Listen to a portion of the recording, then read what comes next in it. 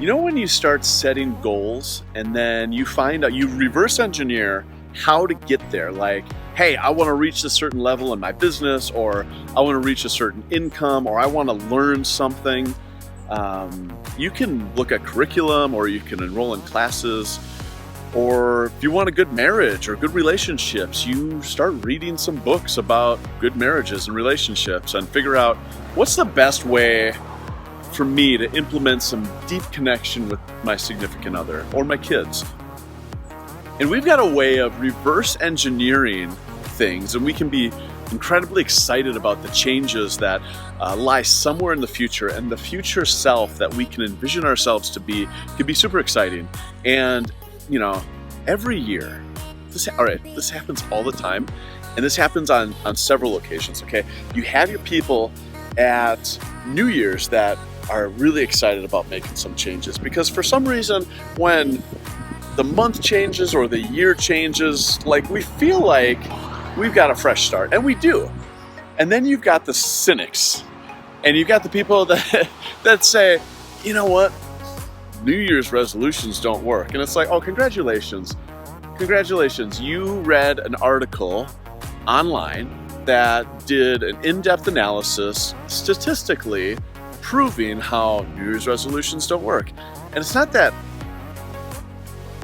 goal setting is dumb, it's just that people have learned over and over again that just because you set your intentions on something once upon a time, it does not mean that it's magically going to happen, right?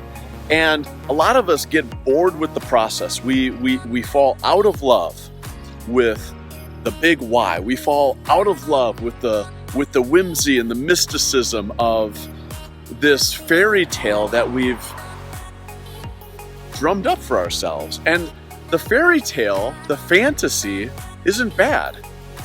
It's just that we lose our steam, and we get frustrated because we've got a lot of responsibilities, and, well, this was just going to be extra effort anyways, and these people love me regardless, and I guess I don't really need to change because, well, I mean, my wife's stuck with me for this long.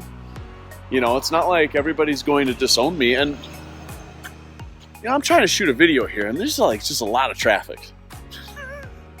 But you know what I mean? Like, I've been frustrated myself with my own journey from time to time, and what happens is I need things to be emotional. Like, I need to be excited about stuff. Now, is that a rule for success? No, but it's definitely a motivation for me to want to lean into the things that produce great results.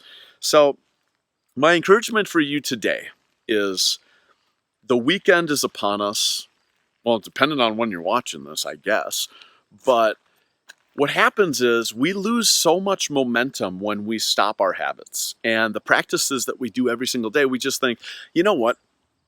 I don't need to be that way on Saturday, and I don't need to do these things on Sundays, because we're ambitiously lazy. And we like to call it Sabbath, but a lot of us don't even know how to Sabbath. A lot of us are just really overwhelmed with a lot of other busyness, that we decide not to do the things that give the most life in order to tell ourselves this story about, you know what, I think I deserve a rest. I think I deserve a break from these. And here's the trap. Here's the ultimate trap that we all fall into, right? We start leaning into consistency on the first of the month, or on a Monday, or at the beginning of this challenge. And then all of a sudden a few days comes by and we're like, well, you know what? I can always kind of make up for it down the road. And it's true that you can always start again. Today's always day one. But how many do-overs do you want? Like, don't you want to have the victory of a life well lived because you were consistent and you were a person of your word? And I don't know how many different times I said I was going to do something, and then I didn't do it. Do you know how much credibility you lose because of that? Like, your legacy actually requires you to put your emotional baggage aside and just do the stuff that you're supposed to do. Do the things that actually bring incredible results. Do not let your habits die on the weekend only to be resurrected 8 months from now.